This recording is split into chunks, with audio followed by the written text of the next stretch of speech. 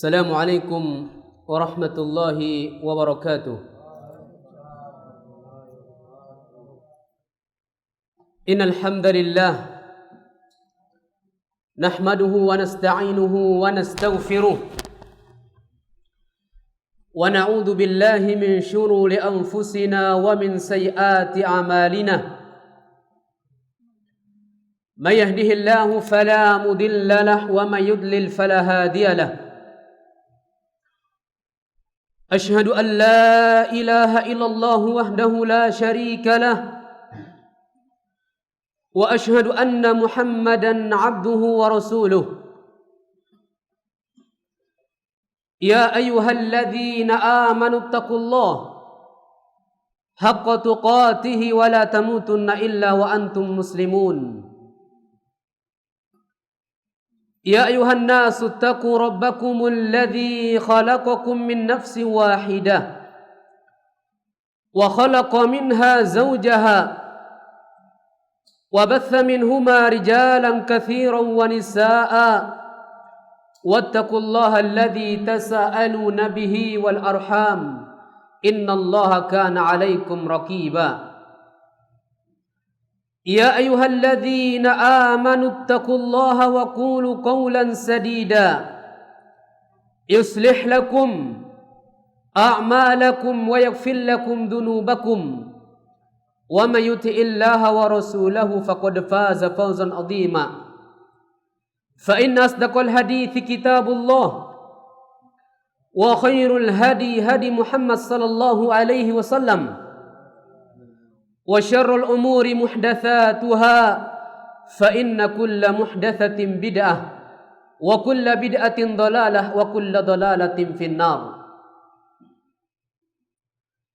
معاشر المسlimin, jamaah yang senantiasa dimuliakan dan diberkahi oleh Allah Subhanahu wa taala.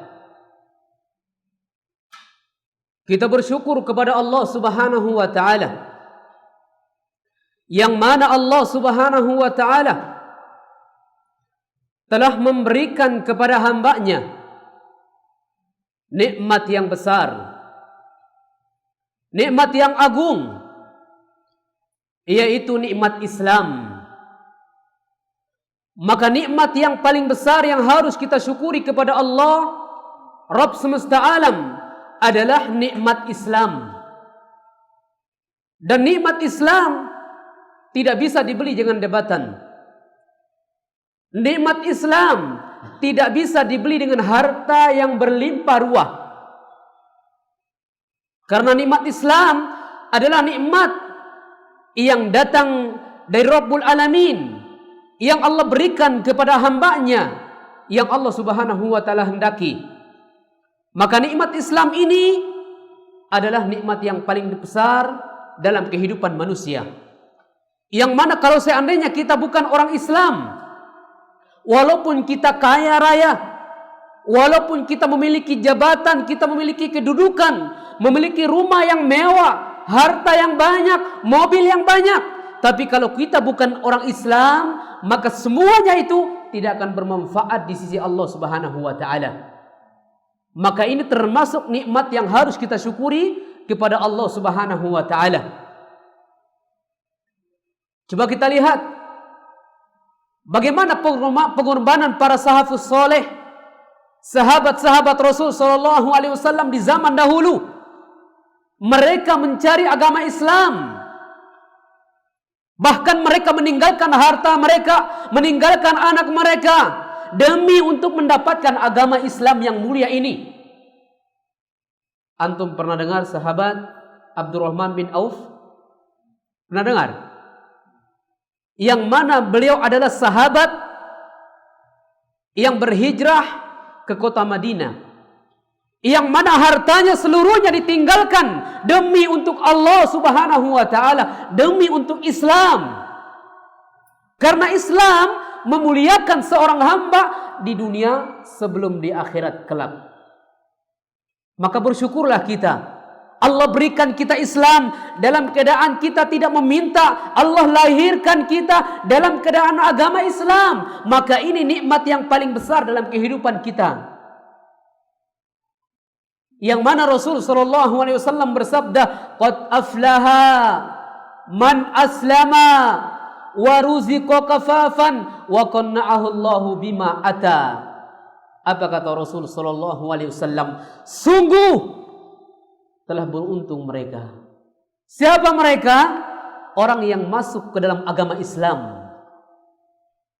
Kemudian dia diberikan rizki oleh Allah Subhanahu wa taala dengan rizki yang tersebut. Dengan rizki tersebut, baik banyak ataupun sedikit, dia merasa qanaah kepada Allah, bersyukur kepada Allah Subhanahu wa taala. Dan lihat Islam yang dibawa oleh Rasul sallallahu alaihi wasallam, yang mana disebarkan oleh sahabat Rasul sallallahu alaihi wasallam seluruh penjuru dunia ini, sehingga kita dapat menikmati agama Islam sekarang ini. Bukankah ini merupakan nikmat terbesar dalam kehidupan kita? Dan jawabannya sudah pasti.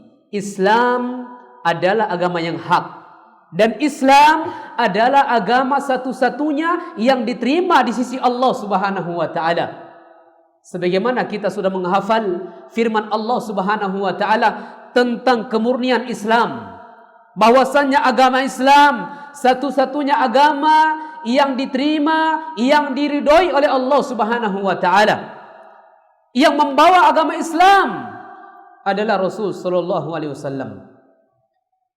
Karenanya Allah Subhanahu wa taala berfirman, "Innad dina indallahil Islam." Sesungguhnya agama yang hak, agama yang benar, agama yang diterima di sisi Allah hanyalah agama Islam. Wa may yabtaghi ghairal islami dina falan yuqbala min wa huwa fil akhirati minal khasirin. Kata Allah, barang siapa yang mencari selain daripada agama Islam. Antum perhatikan sekarang, ada enggak orang yang cari agama selain agama Islam? Ada di zaman kita sekarang ini. Mereka menggantikan agama mereka demi dengan kehidupan dunia yang secuil, yang sedikit.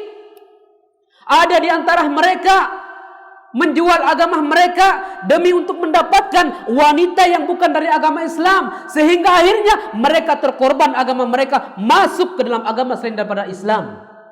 Banyak terjadi realita yang ada di zaman sekarang ini, di zaman fitnah sekarang ini.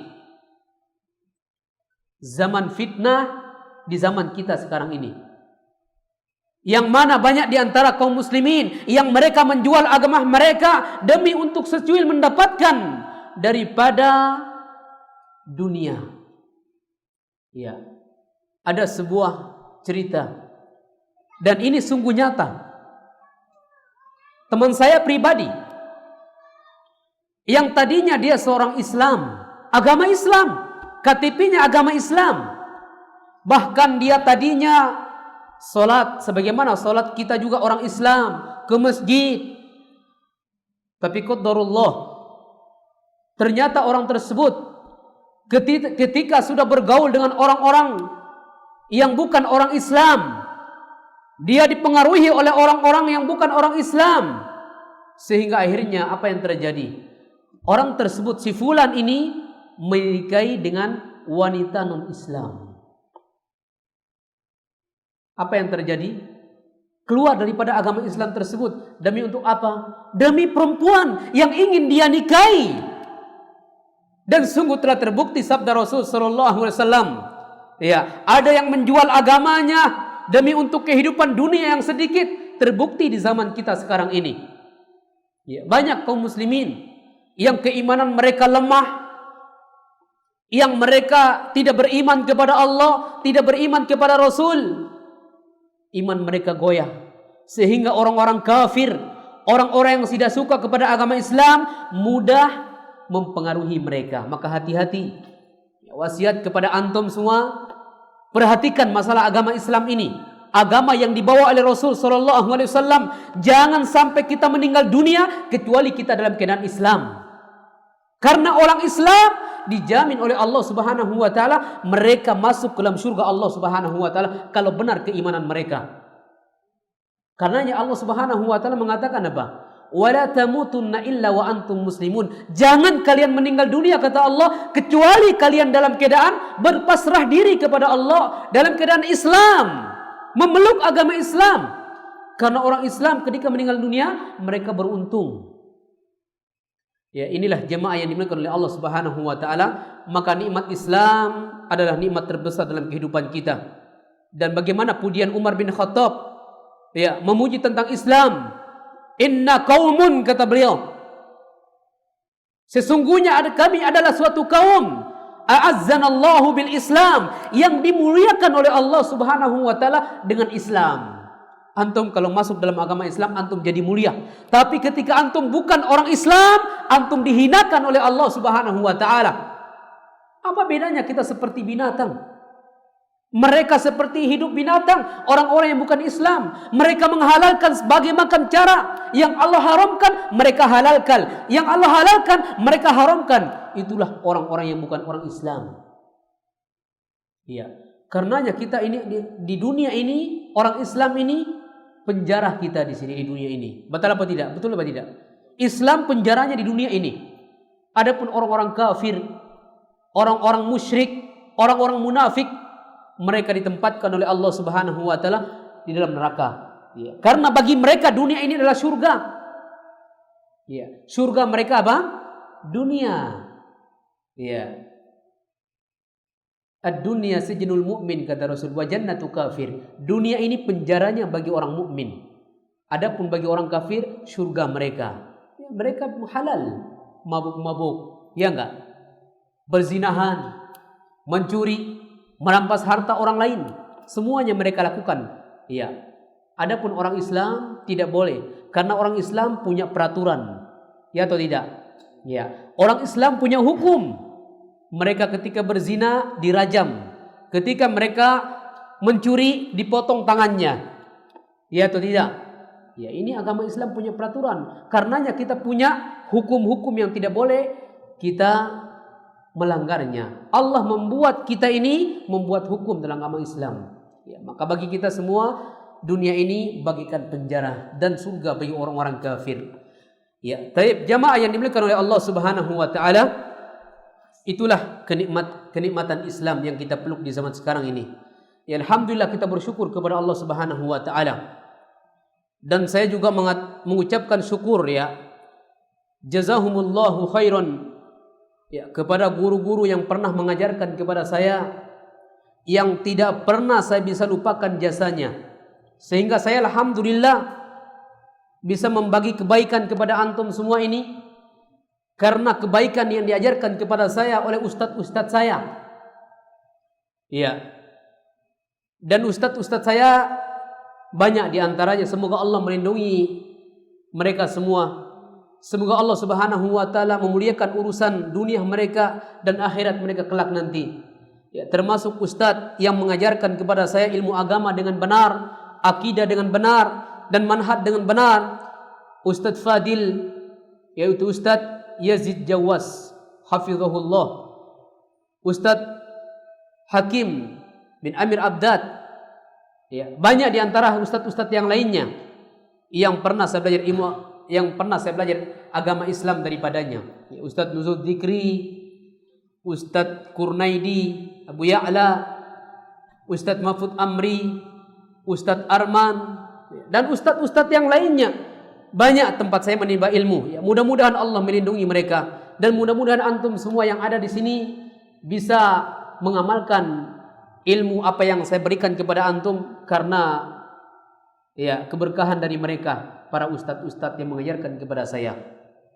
Ya, baiklah, kita akan melanjutkan materi kita pada malam ini. Ya, masih ingat pelajaran kita ini? Apa pelajaran kita malam ini? Ya, kitab Sifatu Salatin Nabi sallallahu alaihi wasallam. Karena antum perlu dikasih motivasi, ya. Biasanya antum malas. Ya, penuntut ilmu kan harus semangat, nggak boleh malas, ya atau tidak? Ya, harus semangat. Ya. Jangan sedikit-sedikit cengeng, minta pulang ke rumah, kangen abinya, kangen uminya. Jangan jadi penuntut ilmu seperti itu. Lihat para ulama terdahulu, mereka meninggalkan rumah mereka bertahun-tahun. Mereka nggak akan kembali kalau belum menjadi ulama. Seharusnya juga antum begitu ya. Jangan pulang ke rumah dulu kalau belum punya ilmu. Ya, kalau antum belum bawa perubahan yang banyak. Ya, karena ilmu ini akan merubah sikap kita. Akan merubah adab kita yang tadinya jelek menjadi baik. Akhlak kita yang tadinya buruk menjadi baik. Akhlak tadi kita yang kepada orang tua mungkin jauh sekali. Maka sehingga kita dengan menuntut ilmu ini, Allah Subhanahu wa taala memberikan keberkahan ilmu ini kepada kita, bisa merubah segala-galanya. Maka ini harus kita syukuri. Nah, sekarang kita akan masuk ke pembahasan yaitu sifat wudu Nabi SAW. Pada pertemuan yang lalu kita sudah banyak membahas hadis tentang apa? Keutamaan berwudu. Ya, sekarang kita akan masuk pembahasan yang selanjutnya, yaitu tentang bagaimana sifat wudu Nabi SAW. Ya, ini yang perlu diperhatikan. Karena banyak di antara kaum muslimin yang mereka tidak bisa wudu dengan sempurna. Ya, sempurna di sini maksudnya sesuai dengan tuntunan yang diajarkan oleh Rasul sallallahu alaihi wasallam. Coba antum perhatikan. Orang-orang yang jauh dari agama Islam, orang-orang yang mereka tidak mau menuntut ilmu agama Islam, ilmu syar'i. Coba antum perhatikan bagaimana cara wudu mereka. Ya. Ada di antara mereka yang berwudunya ya cukup ya cuman langsung muka ya, tanpa mencuci tangannya dulu. Ya, tanpa membaca bismillah, tanpa menghadirkan niat ya. Seharusnya penuntut ilmu ya memang harus kita beda sama mereka. Karena kita penuntut ilmu harus juga tahu ilmunya. Ya, jangan samakan diri antum dengan orang-orang awam. Orang-orang yang mereka tidak mempelajari ilmu agama Islam ini. Jangan samakan diri antum. Antum belajar ilmu di pondok, di pesantren, antum belajar ilmu bersama para ustadz, para masyayikh. Jadi antum harus amalkan ilmunya supaya apa? Bermanfaat. Karena buah daripada ilmu itu apa? Apa buah daripada ilmu? Amal. Ya, karena tanpa amal ilmu tersebut tidak akan bermanfaat. Ya atau tidak? Ya.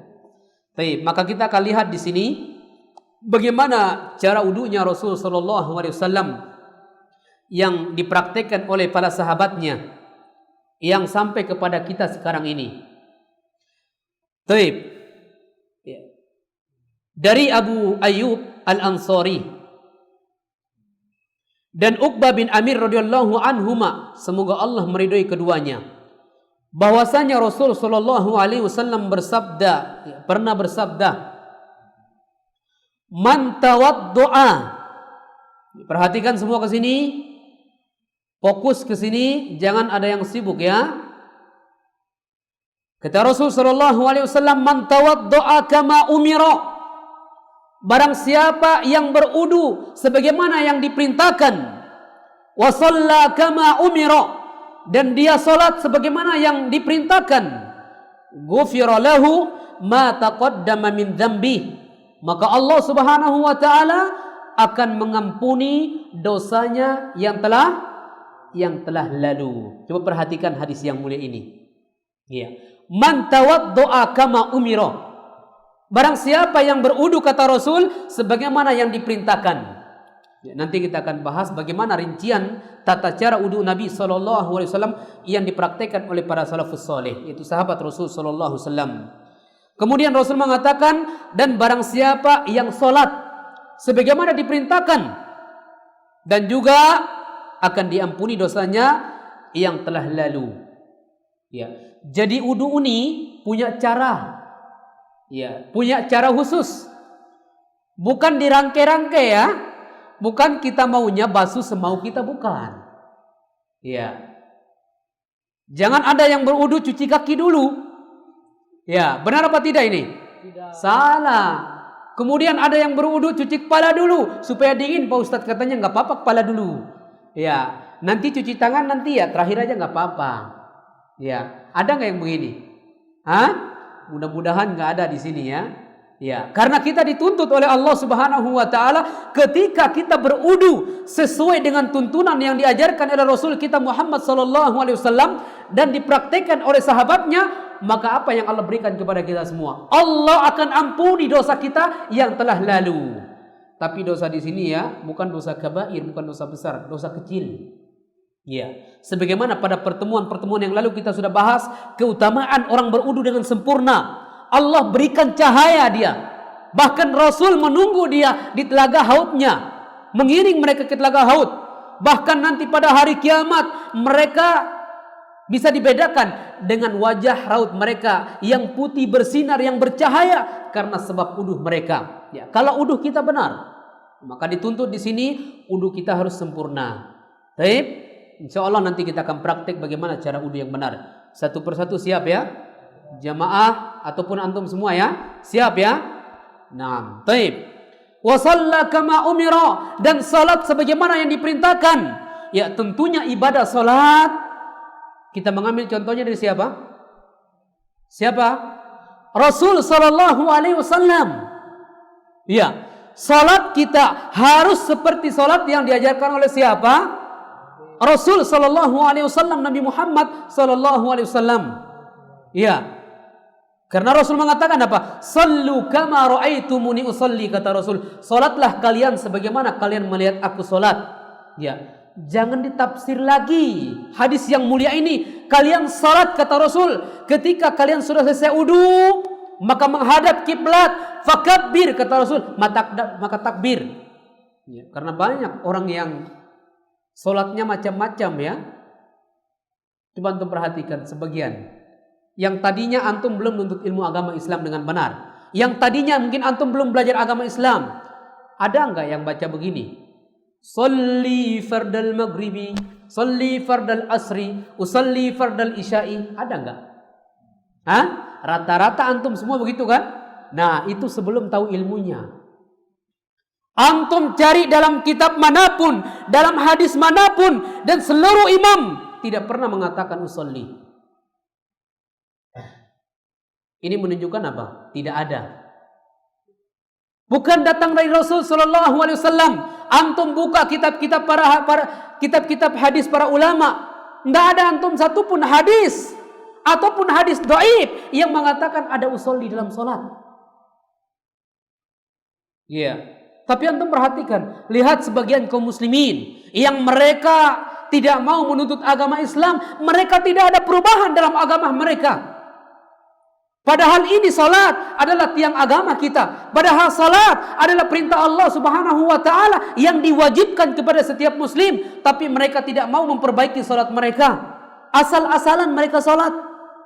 Bagaimana tidak asal-asalan? Sehingga mereka membuat perkara-perkara yang tidak diajarkan oleh Rasul sallallahu alaihi wasallam, yang tidak diamalkan oleh para sahabatnya. Mereka mengatakan ini yang baik, punya pilihan baik, padahal itu bukan dari Rasul sallallahu alaihi wasallam. Hati-hati. Jangan sampai kita melakukan suatu amal ibadah yang tidak pernah dicontohkan oleh Rasul sallallahu alaihi wasallam, yang tidak pernah dicontohkan oleh sahabat Rasul sallallahu alaihi wasallam. Terutama masalah salat ini. Ya, antum tinggalkan sekarang. Ya, masih ada yang bilang usolli? Enggak ada. Ya, kan kemarin kita sudah bahas. Ya, segala apapun bentuk ibadah tersebut, bersuci, bersedekah, berjihad, apalagi masalah salat, niatnya mana? Di mana tempat niatnya? Ya, niat di hati. Siapa yang hafal perkataan para ulama? Terserah ulama yang mana. Yang penting ulama muktabar, yang dianggap, yang menunjukkan bahwasannya niat di dalam hati. Fadhol, silakan saya kasih hadiah. Bukunya tebal ini. Hidayat, fadhol.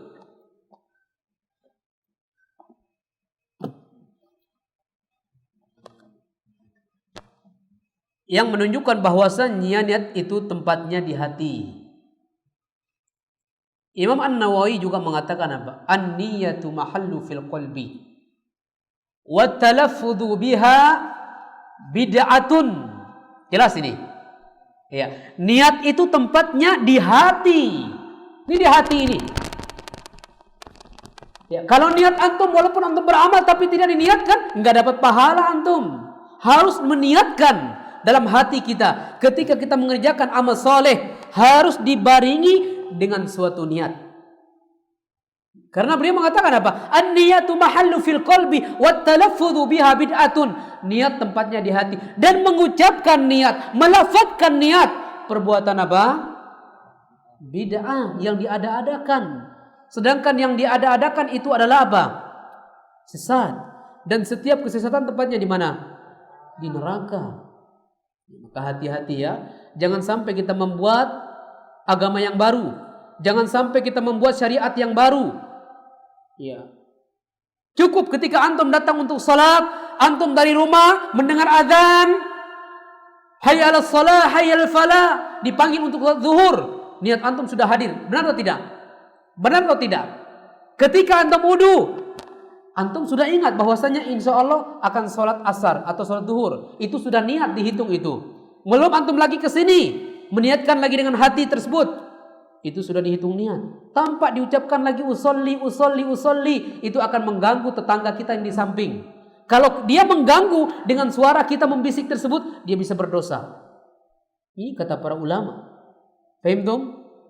Ya, maka nggak boleh kita beribadah semampu kita. Dan solat juga pun sudah diajarkan oleh Rasul Sallallahu Alaihi Wasallam. Sallu kama ra'aitumuni usolli, kata Rasul. Solatlah kalian sebagaimana kalian melihat aku solat. Paham dong? Taib. Kemudian kalau uduk kita sempurna, kemudian kalau solat kita sesuai dengan tuntunan yang diajarkan oleh Rasul Sallallahu Alaihi Wasallam, tidak membuat yang baru-baru, tidak menganggap itu baik padahal tidak pernah diajarkan oleh Rasul, maka apa yang akan terjadi? Ghufira lahu ma taqaddama min dzambi. Allah Subhanahu wa taala akan mengampuni dosa kita yang telah lalu. Ya, karena siapapun mereka yang melakukan suatu amal ibadah yang tidak pernah dicontohkan oleh Rasul, maka ibadah tersebut tertolak. Mana dalilnya? Mana dalilnya? Man ahdatsa fi amrina hadza ma laysa minhu fahuwa raddun. Hadis yang diriwayatkan oleh Aisyah Ummul Mukminin, istri Rasul sallallahu alaihi wasallam. Apa kata beliau? Barang siapa yang mengada-ngada, yang membuat suatu perkara dalam urusan agama Islam ini yang tidak diajarkan oleh Rasul sallallahu alaihi wasallam, yang tidak dicontohkan oleh Rasul, masalah ibadah bukan masalah duniawi. Adapun masalah dunia, kata Rasul, antum a'lamu bi umuri dunyakum au bi syu'uni dunyakum, kata Rasul, kalian lebih mengetahui tentang urusan dunia kalian. Tapi adapun untuk agama, untuk ilmu syar'i, untuk masalah akhirat, haram halal, lihat kepada Rasul sallallahu alaihi wasallam. Makanya barang siapa yang mengada-ngada, kata beliau, yang tidak dicontohkan, maka amalan tersebut ditolak. Dia beragama Islam, yang ditanya apa? Dalil. Yang ditanya apa? Contohnya. Ya. Adapun masalah dunia yang ditanya apa? Hah? Tanya dalil? Bukan. Jangan tanya contoh, jangan. Yang ditanya apa? Larangannya ada enggak? Buat pesawat ada larangan enggak? Enggak ada larangan. Antum pakai handphone ada larangan enggak? Enggak ada dalil yang mengatakan, oh kaum muslimin dilarang memakai handphone, dilarang memakai pesawat. Enggak ada dalilnya. Enggak ada larangannya. Ini urusan dunia. Tapi untuk akhirat enggak boleh kita mengatakan sesuatu apa yang tidak punya ilmunya. Karena Allah mengatakan apa?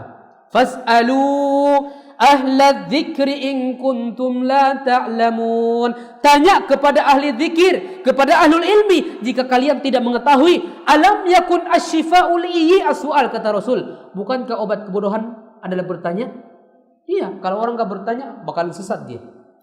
La taqfu ma laysa laka bihi ilmun inna sam'a wal basara wal fuada kullu ulaika kana anhu mas'ula, kata Allah. Jangan Anda mengatakan sesuatu yang Anda tidak punya ilmunya. Apalagi berbicara tentang masalah agama yang kita tidak punya ilmunya, enggak boleh, haram. Berfatwa tanpa ilmu haram dalam Islam.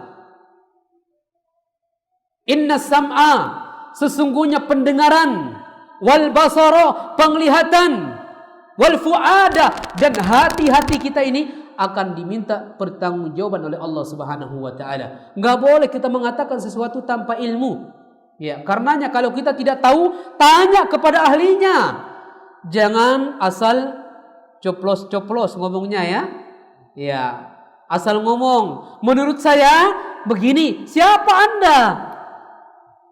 Ya, kalau Anda berfatwa akan sesat karena Anda bukan ahlinya.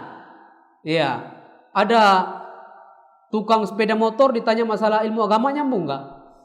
Hah? Tukang bengkel nggak nyambung. Kan banyak sekarang berbicara yang bukan ahlinya.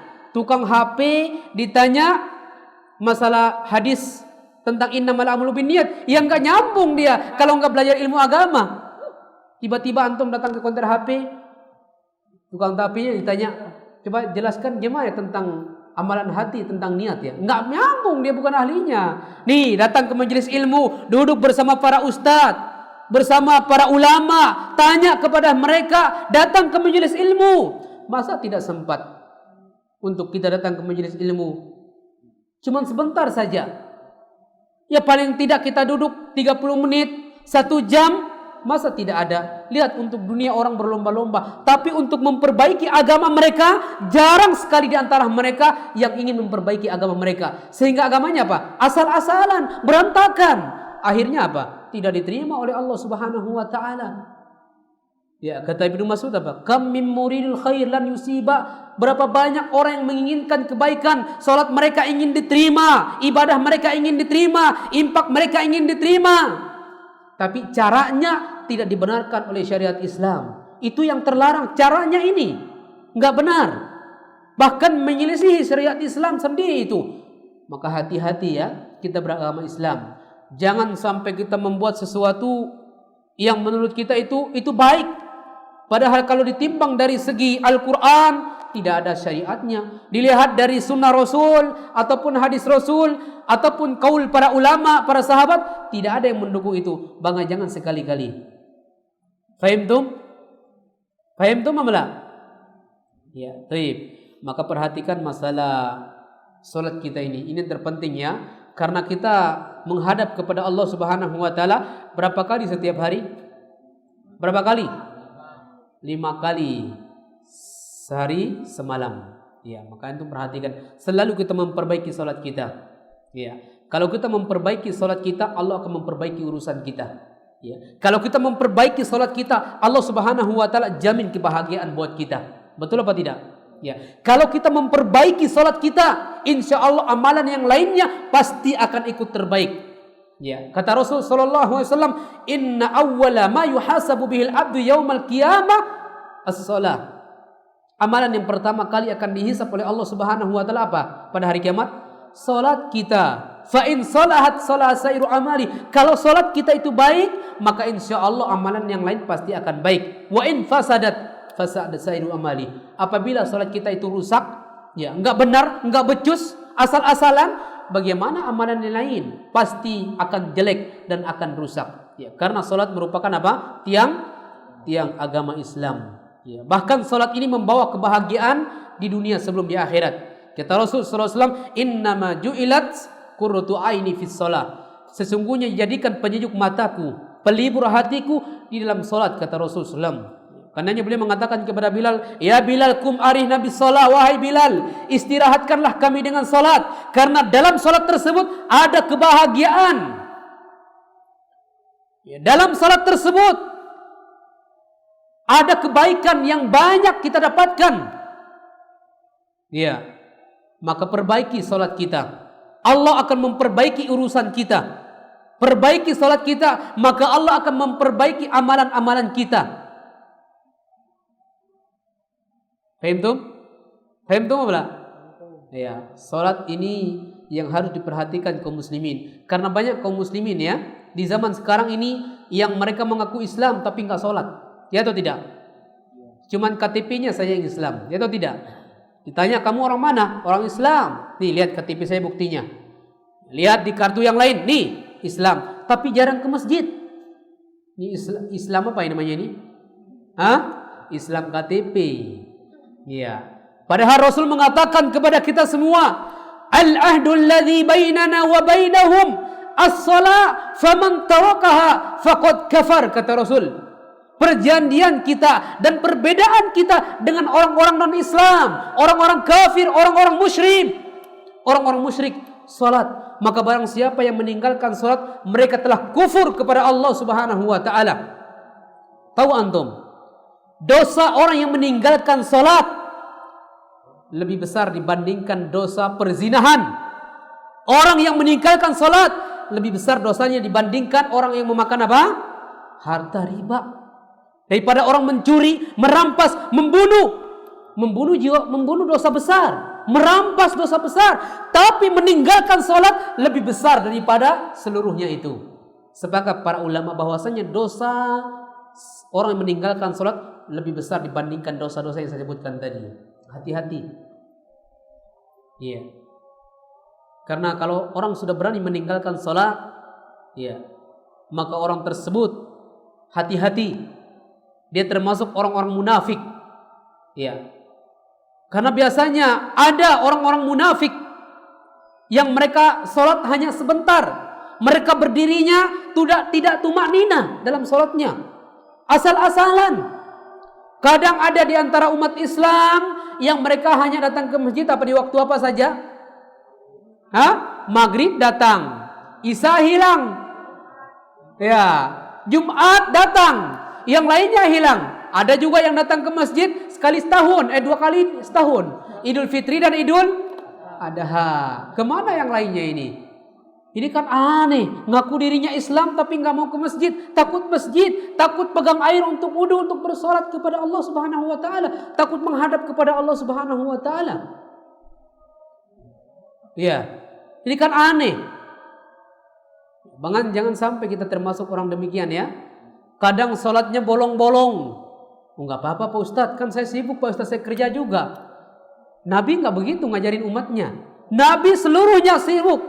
Menjadi pemimpin perang, panglima perang. Istrinya berapa? 11, ngurus istrinya, anaknya banyak. Ngurusin umat, enggak ada jawabannya. Nanti dulu solatnya, kalau dipanggil hayya sholat, tunggu dulu ya. Bayangkan. Tapi kalau dipanggil oleh atasannya di kantor, siap Pak? Enggak pernah absen. Ya atau tidak? Ya atau tidak? Ya enggak pernah absen di kantor. Tapi ketika dipanggil sama Allah Subhanahu wa taala yang menciptakan dia, yang memberikan rezeki kepada dia, yang menghidupkan dia, yang mematikan dia enggak pernah taat. Allah panggil, hayya 'alas shalah, mari menuju salat. Hayya 'alal falah, mari menuju kemenangan. Masih sibuk dia di sana pekerjaannya. Lebih mendahulukan bosnya dibandingkan Allah Subhanahu wa taala yang memberikan rezeki kepada bosnya tersebut. Ya atau tidak? Hati-hati ini. Ya. Hak Allah lebih utama dibandingkan seluruh yang lainnya. Hak Allah yang paling kita prioritaskan sebelum hak-hak yang lainnya. Ya, jangan sampai kita menunda-nunda waktu salat kita. Kalau sudah sampai waktunya, mari menuju ke masjid, ke rumah Allah Subhanahu wa taala. Jangan lagi menunda-nunda. Ada urusan inilah, ada pekerjaan inilah, tinggalkan semua itu. Bagaimana kalau kita meninggal dunia dalam keadaan kita tidak sholat di masjid, tidak sholat tepat pada waktu? Ini kan musibah. Maka jangan sekali-sekali kita meninggal dunia dalam keadaan kita meninggalkan sholat. Paham tum? Ya, mudah-mudahan Allah Subhanahu wa taala memberikan keberkahan kepada kita semua. Ya, memudahkan kita semua untuk senantiasa terus untuk menuntut ilmu agama ini, mempelajari agama Islam ini sampai kita diwafatkan oleh Allah Subhanahu wa taala, sehingga dengan kita menuntut ilmu agama Islam bisa berudu dengan sempurna, bisa salat dengan sempurna, bisa mengerjakan amal kebaikan dengan sempurna. Ya, inilah Islam yang sempurna. Ya, mudah-mudahan yang sedikit ini bermanfaat. Semoga Allah Subhanahu wa taala memperbaiki urusan dunia kita dan memperbaiki urusan kita, dan semoga Allah Subhanahu wa taala mengangkat wabah yang sedang kita hadapi ini. Semoga orang-orang kaum muslimin bisa kembali ke masjid, ke rumah Allah Subhanahu wa taala dalam rangka mereka menuntut ilmu agama, dalam rangka mereka mempelajari hadis-hadis Rasul sallallahu alaihi wasallam dan mempelajari Al-Qur'anul Karim. Kita tutup dengan doa kafatul majlis. Subhanakallahumma bihamdik asyhadu an la ilaha illa ant wa astaghfiruka wa atubu ilaik. Wassalamu alaikum warahmatullahi wabarakatuh.